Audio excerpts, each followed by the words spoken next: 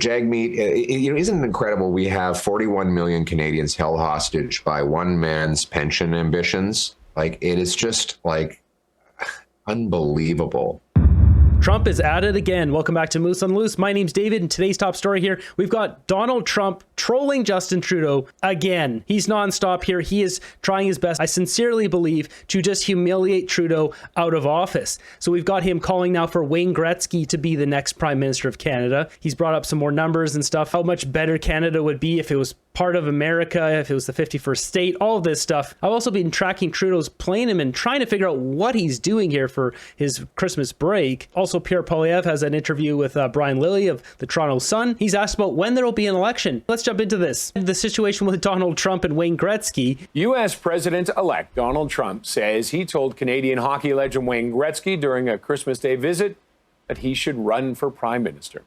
Trump posted on his Truth social platform saying, "Wayne, why don't you run for Prime Minister of Canada, soon to be known as the Governor of Canada? You would win easily." Trump added, he had no interest, but I think the people of Canada should start a draft Wayne Gretzky movement. It would be so much fun to watch. So this is not a serious thing. This is hilarious, though. He's just further humiliating Justin Trudeau. What's funny is some of the woke left wingnuts here in Canada are now revolting against Wayne Gretzky. I'm not going to buy your wine. I'm not going to buy your whatever else he's got. Wayne Gretzky doesn't care. The rest of Canada doesn't care. Every waking day is beyond ridiculous. Nah, Gretzky would get traded. Like comments like this one, please keep Gretzky, Canada does not want him back. Like some of these butthurt people, woke lefties leaving comments like this. Gretzky may as well be American. That's where he's lived since the 90s. Would never vote for Gretzky or any celebrity of any kind. I mean, it would be ridiculous to have Gretzky as a prime minister because he doesn't know anything about the job. He's just trolling. He's just humiliating Justin Trudeau. They also talked about this on the CBC. His latest stunt has him urging a national sports icon to run for prime minister. CBC's Megan Fitzpatrick has the details from Washington. Trump is weighing in with who he thinks should be leading the country, and it's hockey legend Wayne Gretzky. Trump writing on Christmas Day on his social media platform, Truth Social, writing that he had just left Wayne Gretzky, he wrote, the great one, as he's known in ice hockey circles. I said, Wayne, why don't you run for Prime Minister of Canada, soon to be known as the Governor of Canada? You would win easily. You wouldn't even have to campaign. He had no interest, according to Trump, but I think the people of Canada should start a draft Wayne Gretzky movement. It would be so much fun to watch. So this was a post by Trump yesterday. It has been reposted and shared by Wayne Gretzky's wife, Janet Gretzky, on her Instagram page. We know the families are friends. The Gretzkys did attend Trump's victory party at his Florida resort, Mar-a-Lago, in November, and Janet Gretzky at that time had written on social media a congratulatory message to Trump on his victory, calling him a great friend. We know their son-in-law, who's married to Paulina Gretzky, Dustin Johnson, is a professional golfer and knows Trump through the golf world. Trump, of course, owns many golf courses. So the two families do socialize, it seems, and don't they realize most Canadians still have a sense of identity and just laugh and chuckle at this nonsense, but realize we are failing and have lots of issues to address without any woke BS. Yeah, so this is just a joke, but the mainstream media here is taking it so serious. Maybe you guys should just stick to non-political stuff from now on. Will the CBC stay afloat after they're defunded? Stay tuned, folks. Defund the Canadian Bull Corporation. From the previous video, Justin Trudeau was found hanging around here, just north of Rossland here, at the ski resort at Red Mountain. And so I believe that was 2 days ago. And so he must have flown in right here to Trail. There's an airport right there. But what's interesting is this flight tracker here, you can see Justin Trudeau flew yesterday from Ottawa to Kelowna. So we can see here, it's this Bombardier CC-144D Challenger. So small plane, this is a 12-seater. This is Trudeau coming in for the landing here. It appears to me, at least, that he was in Trail. He flew there a few days ago, went skiing for 1 day, then flew back to Ottawa for whatever reason, then flew the next day to Kelowna. So my guess is he's probably going to Big White to ski for another day. So you can see here, Big White Ski Resort. It's just outside of Kelowna here. I'm guessing he's skiing here today or maybe tomorrow or whenever. If anyone's at Big White, check for a man with a really big head that's cutting to the front of the line with a bunch of goons. That'll be Justin Trudeau. We check the ski report here on Big White. The weather's good. The snow's good. It's all very powdery there, so he's got to be hanging out here. And the reason I bring this up, I think Justin Trudeau's staying in power just so he can keep flying around on our dime on these private jets with all his goons and cut lines. Maybe he steps down after this, but he wants to take advantage of it for the winter season here. I sincerely believe that's what he's doing. And he might just ride this out all the way until October and just prorogate and keep taking advantage of our tax dollars and his private jet and his security. I wouldn't be surprised. He's that narcissistic of a pig. Next up, we got Brian Lilly interviewing Pierre. He asks, when's the election coming? They have a really interesting back and forth on Jagmeet Singh. Do you have thoughts on when the election will be? The NDP, Jagmeet Singh has said, we talked back when he had ripped up his agreement. I think he said 40 odd times that he'd ripped up the agreement, but wouldn't say if he'd vote non-confidence. He still won't say that, but his House leader, Peter Julian, the other day said, well, if Trudeau's still the leader by the end of February, beginning of March, maybe we'll think about it. Interesting timing. Yeah, you were the first to point out that's when Singh gets his pension. So Jagmeet, isn't it incredible? We have 41 million Canadians held hostage by one man's pension ambitions. Like, it is just like unbelievable how pathetic it is that our entire country is being held up by this guy's obsession with getting that pension.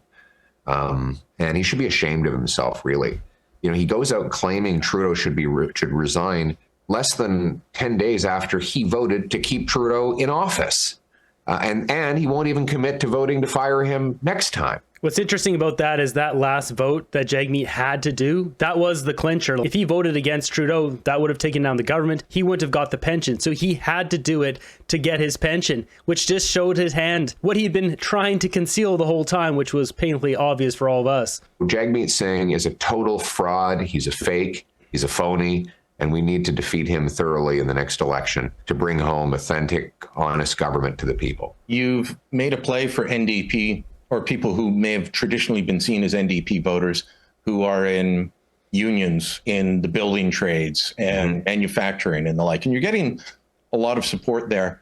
You also recently said, after Trudeau's troubles started, you made a call out to disaffected Liberals. Yes. Why? Because I think there are a lot of great patriotic, common sense Liberals who have not left their party. Their party has left them. There used to be a common sense consensus in this country where Liberals believed in liberty, Conservatives believed in conserving it. The old expression was that Liberals were the gas pedal, Conservatives were the brakes. You need both to drive a car. But what has happened under Trudeau is that somebody grabbed a hold of the steering wheel and jerked it as far as possible to the left and off the road and into the ditch. You don't have to be stuck in the ditch with Trudeau.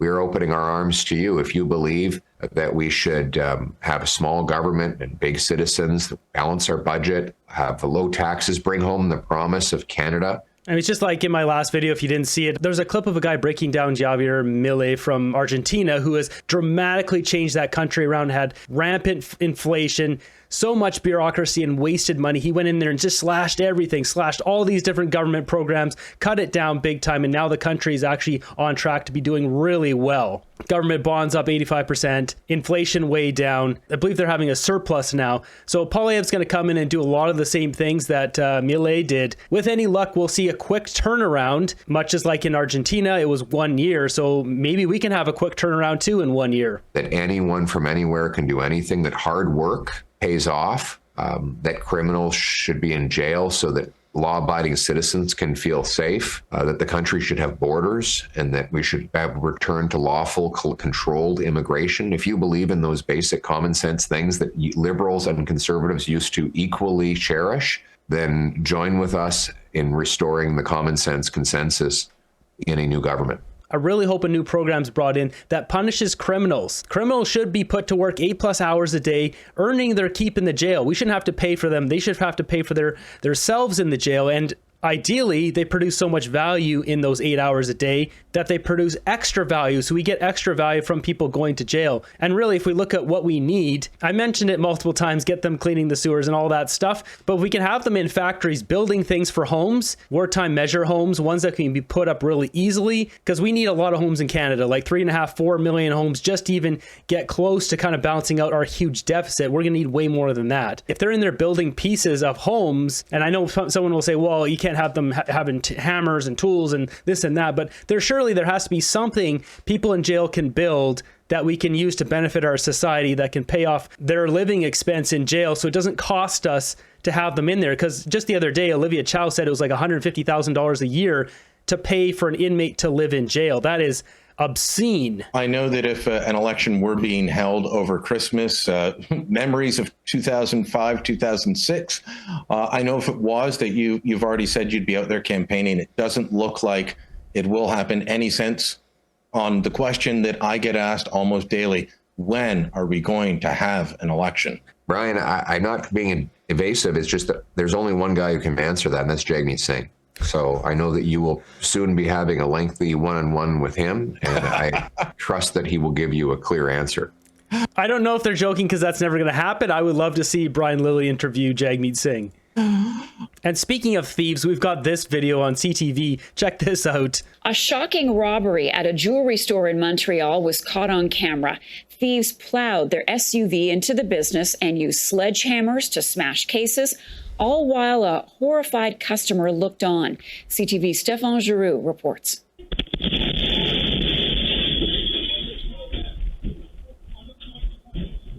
Trudeau's Canada right here. The crash caught staff and customers by surprise, but owner Jagmeet Singh knew he was facing a robbery and decided to confront the three armed attackers.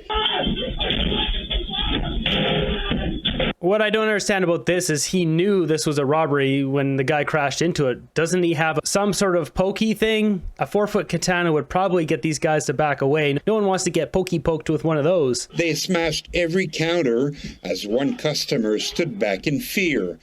Yeah, then I just tried to hit them like they should go out, but they guys came in with a big hammer, rods. This guy's lucky he didn't get that hammer to the old noggin there. Singh says once the thieves left, he discovered one of his staffers trapped under the rubble. So she's underneath the counters, and after 15 minutes, we pull her out from the counters. The police haven't made any arrests yet, but hope someone will identify the suspects on the video, described as one white and two black males.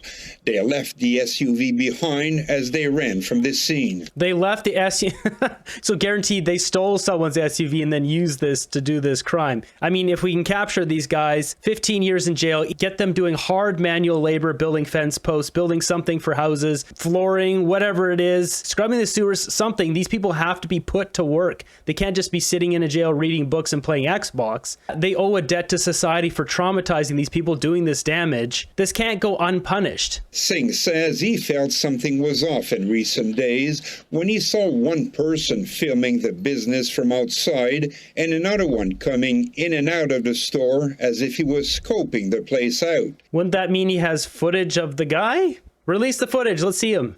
I think every jewelry store owner in Canada should be allowed to have pew-pews. It's just obvious. This guy should go at least get himself a good 4-foot katana. Who's going to rush in there with a big blade? Like, it's...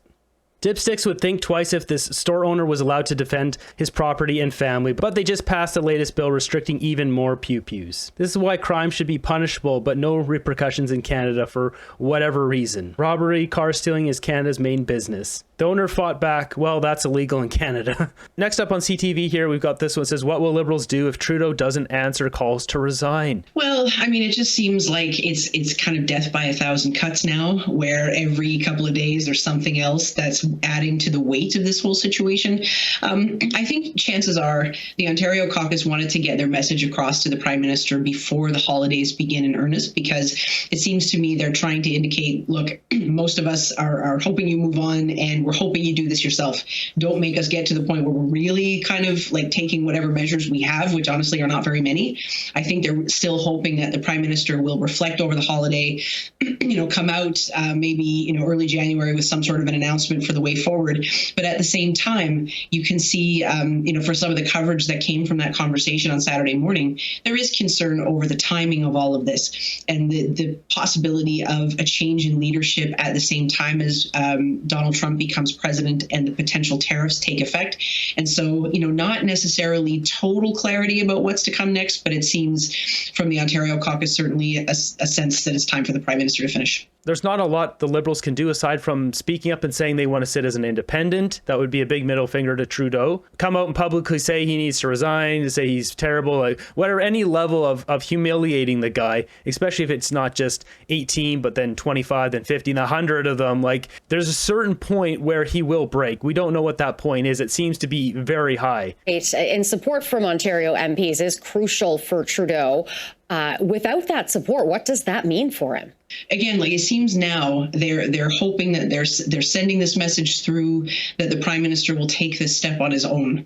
What do they do if that doesn't happen? I mean, what are the potential scenarios? And, you know, a scenario where the Prime Minister tries to keep going, does he prorogue to try to make it through some more time? And then, you know, if the Ontario MPs feel uncomfortable with that, if they're really not behind him, it's a question of what are they going to do to show that if he doesn't take himself out of the equation? Are they going to go to the House of Commons and join in a non-confidence vote and vote against him? Are they going to say, they're going to start sitting out meetings? Like, what are they going to do if he doesn't step aside? Now, I'm sure they're hoping it doesn't come to that.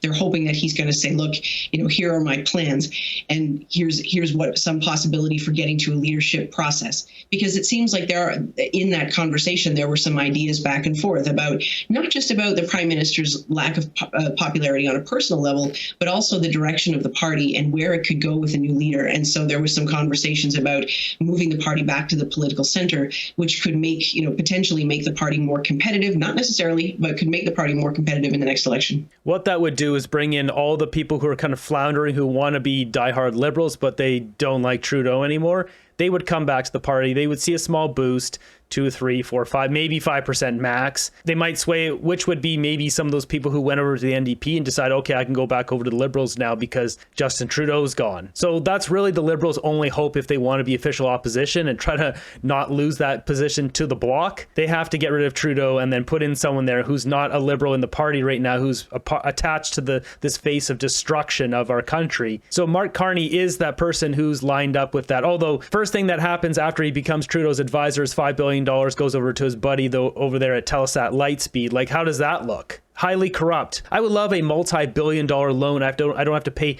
anything back on for the first 5 years. That would be great. Can I get that loan? What happened there with Telesat should be highly illegal. And speaking of Mark Carney, before we continue this, he actually had a tweet. So here we got Creepy Count Chocula's X account. Just looking through his account here, like you've got this: today we announced common framework to support our financial sector for a credible transition to net zero, blah, blah. There's a reason why this guy's called Carbon Tax Carney. But if we look at this one here, so Donald Trump is continually trolling Justin Trudeau, and that's what we have here. You know, Canada become the 51st state. Taxes would be cut by more than 60%. Their business would immediately double in size. The military would protect them like no other. Like, he is completely humiliating Trudeau. He did not forget about what Trudeau did to him and how he humiliated him. He's snapping back hard. And Carney replied with, "This is carrying the joke too far. The casual disrespect, the poor tax math, and ignoring the workers on both sides of our border will be better off if we work together. Time to call it out, stand up for Canada, and build a true North American partnership." Yeah, how about calling out your own buddy that got the billions of dollars of Canadians' tax dollars interest-free for multiple years? How about you call that out? We talk about disrespect. Maybe Trudeau shouldn't have disrespected him in the first place. Maybe Trudeau shouldn't have disrespected him just like a week and a half, 2 weeks ago, saying that Kamala Harris should have won, the wrong side won, blah, blah, blah, when he's trying to make a deal with the guy. Like, what kind of idiot would say that publicly when he's trying to make a deal with Donald Trump? So if it does come down to it, when would a new leader change be appropriate, and who? Right. And so if there's going to be a leadership change, like, of course, if we were in a different parliamentary jurisdiction, there would be ways for the caucus to do this on their own. Or if the Liberals had decided to take advantage of the Reform Act that we do have as an option here, but they didn't do that, there would be a way for the caucus to do this themselves. But failing that, they're looking at other options, right? They're looking at putting this pressure on the Prime Minister and hoping that he removes himself. And so if it comes to pass, there could be an interim leader and then an option for a longer leadership race, which the party might decide to make shorter, given the fact that they're kind of up against the wall here. Then they could open it up to see what would happen, who would be interested. And I mean, it's at this point, it's not clear. Like, there have been lots of rumors about people within Trudeau's caucus who might be interested, including, of course, Chrystia Freeland herself, perhaps Minister Champagne, perhaps Minister Joly. And so there would be, I think, probably some uptake from those people are all buffoons inside the government themselves. themselves. But also there could be outsiders who haven't put their hand up at this point, but would in that situation if the job was vacant. And in that case, could be a Christy Clark, could be a Mark Carney, although I'm hesitant to even. Christy Clark, are you kidding me? She's one of the most corrupt people in British Columbian political history, if not the most. Like, let's not even mention her name. And I've shown in the previous video, even the Liberals had her at 1%. Chrystia Freeland was like 13% or whatever, the highest out of all the Liberals. It won't be Christy Clark. I've had a friend suggest to me that maybe Trudeau and Chrystia planned it this way to galvanize support for Chrystia Freeland. That way, when Trudeau steps down, Freeland steps in and there's all this rallying support. Trudeau wouldn't do that. I don't think that's true, but it was a theory that was passed along to me. There's no way Trudeau would go for that because it tarnishes his reputation and he comes number one on planet Earth, according to Justin Trudeau. Even raise that because it seems like that's been this rumor that keeps circulating that feeds some of this story, but has never really actually, come to fruition. True.